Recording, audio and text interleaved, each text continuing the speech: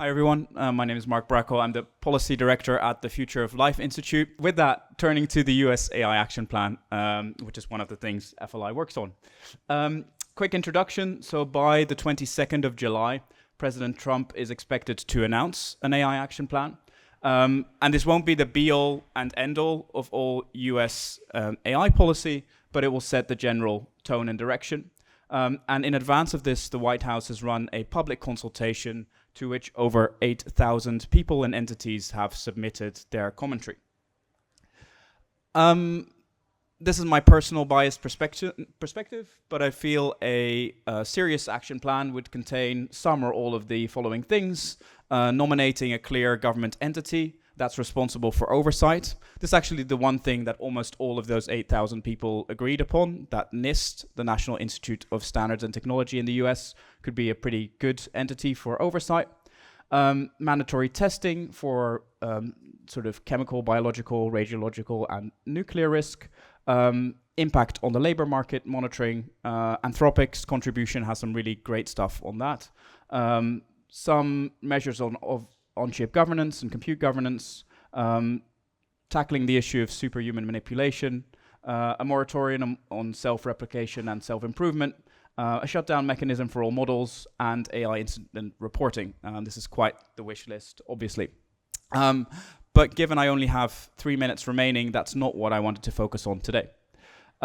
What I wanted to briefly highlight to this community and this group is what the corporate lobby teams of DeepMind, Anthropic, Microsoft are focusing on.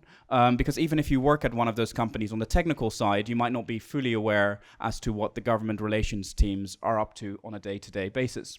Arguably, they're deploying 3 main strategies in DC. One of them is to distract. So OpenAI has made a lot of noise around a tax credit for training new data center heating, ventilation, and air conditioning engineers, which clearly is an important issue to AI policy, but maybe not the most critical one that the world is facing right now. And there's a lot of emphasis by the companies on the uptake of AI by the US government itself. So do civil servants use ChatGPT or not? Also an important issue, but maybe not the most critical one. So distraction is one key tactic that the companies are deploying. The second main tactic is exaggeration. Any government action by the United States is surrender to China, is basically the narrative that a lot of the companies will deploy in DC. And you see that explicitly in hearings, but you also see it through like essays like Dario Amodei's Machines of Love and Grace, which sort of has this undertone of if we do anything, then China will win. And I think the final and maybe most important tactic that the companies deploy is that of undermining any possible state action. They all talk about a fragmented regulatory environment. So if you do a search across these 8,000 entries and you look at all the corporate entries, a lot of them will reference the risk of a fragmented regulatory environment. And that is code for states might take their own state actions, like we saw with SB 1047 in California or other state bills that take meaningful action. And the companies are trying to make sure that there's federal preemption such that the companies undermine the abilities of states to act independently. I'm not wanting to argue here that anything here is surprising. I think the companies have little other choice given they act in the interest of their shareholders. So I think everyone's behaving as expected, but I think as an AI community, we should be very clear-eyed and demand some level of seriousness from the companies.